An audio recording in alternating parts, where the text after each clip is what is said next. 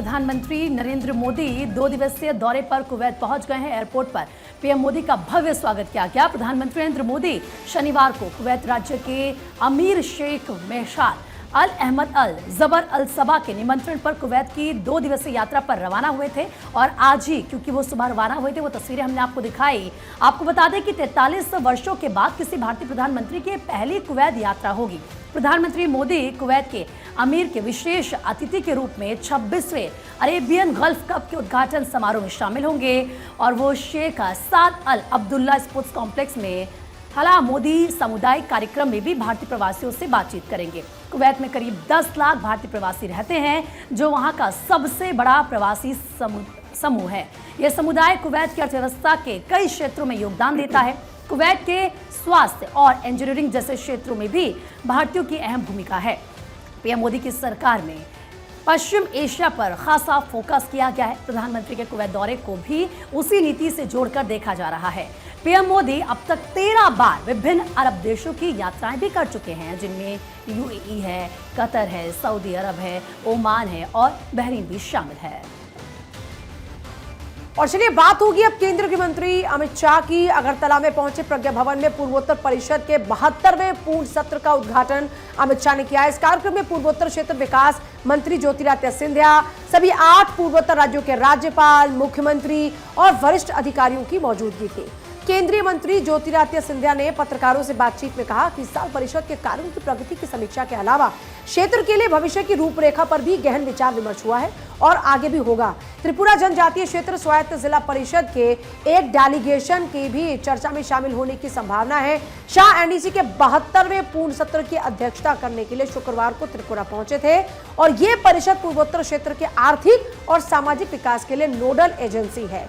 इस क्षेत्र में अरुणाचल प्रदेश, असम, मणिपुर, मेघालय, मिजोरम, नागालैंड, सिक्किम और त्रिपुरा शामिल है। हर राज्य की एक विशिष्ट रणनीति बनाकर हम 10 साल में आगे बढ़े और इसका परिणाम है कि पुलिस, आर्मी, असम राइफल और केंद्रीय पुलिस बल, इस सब ने इकट्ठा मिलकर यहाँ पर एक बहुत अच्छी व्यवस्था करने में सफलता पाई है, जिसके चलते हिंसक घटनाओं में 31% कमी और नागरिकों की मृत्यु में 86% की कमी ये 10 साल में हमने सिद्ध की है। कांग्रेस सांसद राहुल गांधी धक्का मुक्की मामले की जांच क्राइम ब्रांच को सौंप दी गई है। राहुल गांधी के खिलाफ पार्लियामेंट थाने में एफआईआर दर्ज की गई थी। दिल्ली पुलिस की क्राइम ब्रांच की आईएससी यूनिट चाणक्यपुरी को यह केस ट्रांसफर किया गया है। शुक्रवार की रात को ही दिल्ली पुलिस कमिश्नर ने मामले को ट्रांसफर कर दिया था। शुक्रवार की रात क्राइम ब्रांच की एसआईटी टीम बनाई गई है। एसआईटी टीम में 2 एसीपी, 2 इंस्पेक्टर और 3 सब इंस्पेक्टर शामिल होंगे। राहुल गांधी लोकसभा में विपक्ष के नेता होने की वजह से 2 एसीपी को शामिल किया गया है। राजनीति से जुड़े हाई प्रोफाइल मामले की जांच हमेशा दिल्ली पुलिस की आईएससी क्राइम ब्रांच यूनिट को ही ट्रांसफर किया जाता है।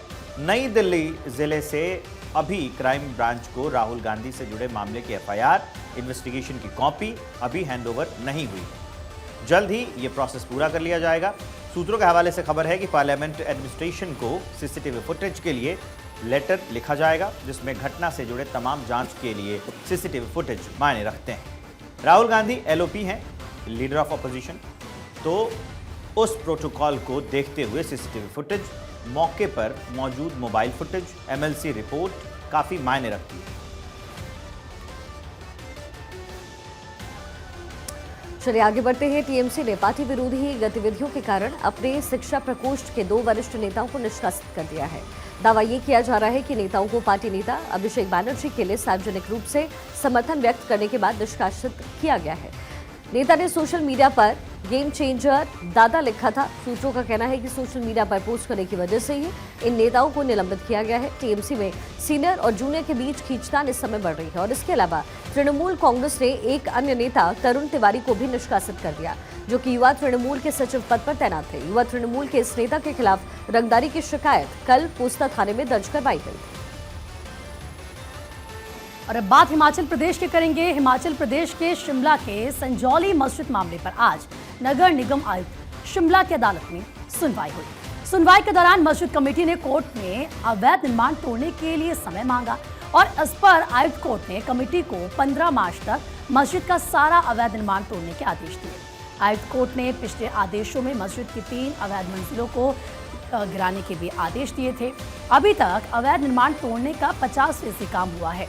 आयुक्त कोर्ट में मस्जिद की निचली मंजिलों को लेकर भी चर्चा हुई है। मस्जिद कमेटी ने उनके कब्जे से संबंधित राजस्व रिकॉर्ड पेश करने के लिए भी कोर्ट से समय मांगा है। और चलिए आगे बढ़कर बात होगी जीएसटी काउंसिल की बैठक की, जिसमें एक बड़ा फैसला लिया गया। मंत्रियों के समूह ने हेल्थ और लाइफ इंश्योरेंस प्रीमियम पर जीएसटी घटाने का एक प्रस्ताव रखा था, जिसे जीएसटी काउंसिल की बैठक में नेक्स्ट बैठक के लिए टाल दिया गया।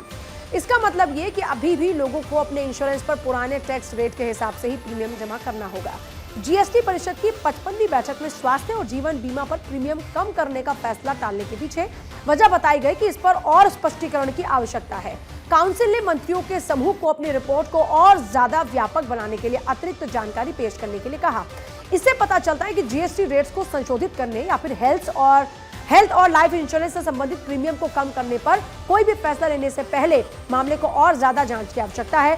प्रेजेंट की अगर बात करते हैं तो स्वास्थ्य बीमा, टर्म लाइफ इंश्योरेंस और unit link insurance plan 18% GST की दर पर आते हैं।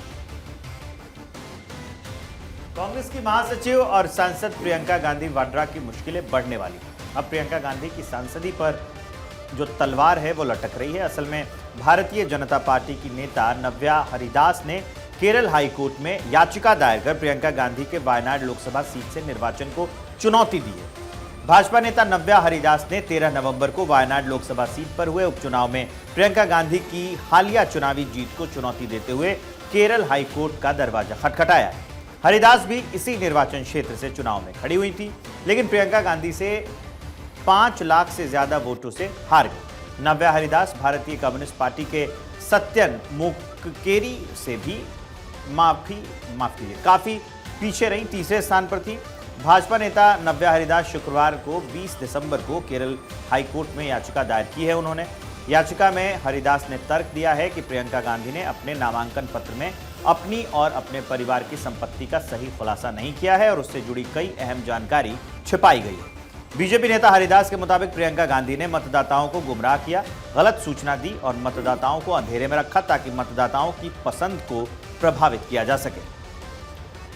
चलिए खबरों में आगे बढ़ते हैं। मायावती ने अमित शाह द्वारा अंबेडकर पर की गई टिप्पणी के खिलाफ 24 दिसंबर को देशव्यापी प्रदर्शन का आह्वान किया है। बहुजन समाज पार्टी की प्रमुख मायावती ने केंद्रीय गृह मंत्री अमित शाह द्वारा बाबा साहेब अंबेडकर पर की गई टिप्पणी के खिलाफ 24 दिसंबर को देशव्यापी प्रदर्शन का आह्वान किया है। मायावती ने एक्स पर कई पोस्ट में कहा है कि शाह की टिप्पणी से लोगों के दिलों को ठेस पहुंची है। उन्होंने गृह मंत्री से अपना स्टेटमेंट वापस लेने की मांग की है। मायावती ने कहा कि संसद में उनके द्वारा ऐसे महापुरुष के बारे में कहे गए शब्दों से देश के सभी वर्गों के लोग काफी आक्रोशित हैं और अंबेडकरवादी बसपा ने उनसे अपना स्टेटमेंट वापस लेने की मांग और पश्चाताप करने की मांग की है। इस पर अब तक अमल नहीं हुआ है। उन्होंने कहा कि ऐसे में अगर मांग पूरी नहीं हुई तो बीएसपी ने देश भर में आवाज उठाने की बात कही है। इसलिए अब पार्टी ने इस मांग के समर्थन में 24 दिसंबर को देशव्यापी आंदोलन करने का फैसला किया और उस दिन देश के सभी जिला मुख्यालयों पर पूरी तरीके से शांतिपूर्ण धरना प्रदर्शन किया जाएगा।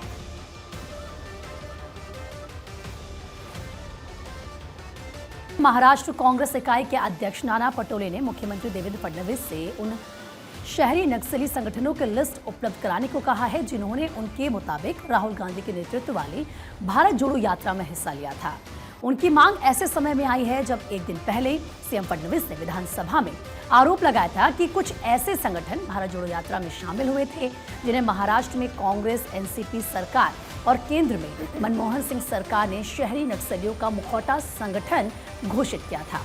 मुख्यमंत्री ने दावा किया था कि इन संगठनों ने हाल के राज्य विधानसभा चुनाव में महाविकास अघाड़ी के लिए प्रचार किया, जिसका कांग्रेस हिस्सा है। सीएम देवेंद्र फडणवीस ने कहा कि भारत जोड़ो यात्रा से जुड़े 180 संगठनों में 40 ऐसे मुखौटे संगठन हैं जिन्हें राज्य की पूर्व कांग्रेस एनसीपी सरकार ने अर्बन नक्सल घोषित कर रखा है। आपको बता दें कि 2012 में दिवंगत बीजेपी विधायक गिरीश बापट ने विधानसभा में पुणे में कथित नक्सली प्रशिक्षण केंद्र के बारे में सवाल उठाया था और जवाब में तत्कालीन गृह मंत्री आर पाटिल ने 48 फ्रंटल संगठनों की लिस्ट जारी की जिन्हें अर्बन नक्सल बताया गया था।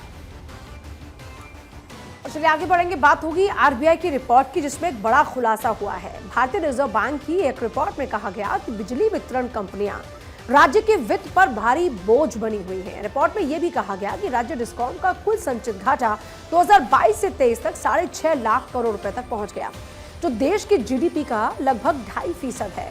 रिपोर्ट में कहा गया कि सुधार प्रयासों के बावजूद डिस्कॉम राज्यों के लिए एक बड़ी चुनौती बनी हुई है। इससे निपटने के लिए आरबीआई ने उत्पादकता में सुधार और पारेषण और वितरण घाटे को कम करने और बिजली आपूर्ति की वास्तविक लागत के साथ टैरिफ के मेल करने जैसे उपायों के महत्व पर जोर दिया है। इन कदमों में बिजली आपूर्ति उद्योग को अलग करना और बिजली उत्पादन और वितरण का निजीकरण करना शामिल है। रिपोर्ट में यह भी रेखांकित किया गया है कि राज्यों को वितरण घाटे को कम करके, मीटरिंग सिस्टम में सुधार करके, समय पर टैरिफ संशोधन सुनिश्चित करके और बिजली क्षेत्र को सरकारी सब्सिडी पर जो निर्भरता है उसको धीरे धीरे कम करने के लिए प्रोत्साहित करके परिचालन दक्षता को प्राथमिकता देने की आवश्यकता है। संगम नगरी प्रयागराज में 13 जनवरी 2025 से महाकुंभ मेला शुरू होने वाला है। इस महाकुंभ के लिए सभी विभाग अपनी तैयारियों को अंतिम रूप देने में लगे हुए हैं और अग्निशमन विभाग भी इस बार मेले को सुरक्षित बनाने के लिए विशेष उपायों पर काम कर रहा है। प्रशासन का दावा है कि महाकुंभ को जीरो फायर इंसिडेंट बनाने की दिशा में काम किया जाएगा और इसे जीरो फायर इंसिडेंट घोषित किया गया है। महाकुंभ 2025 के लिए प्रयागराज में तैयारियां जोरों पर हैं, जिसमें पहली बार अग्निशमन विभाग की ओर से 4 एटीवी और फायर रोबोट का इस्तेमाल किया जा रहा है। फायर डिपार्टमेंट के मुख्य अधिकारी प्रमोद शर्मा ने कहा, हमारे लक्ष्य का हिस्सा ये सुनिश्चित करना है कि आने वाले श्रद्धालुओं को किसी भी प्रकार की परेशानी ना हो और वे पूरी तरह से सुरक्षित महसूस करें। महाकुंभ मेला 2025 में पहली बार फायर फाइटिंग रोबोट्स और 80 फायर क्विक रिस्पॉन्स व्हीकल इसमें लगाए जाएंगे।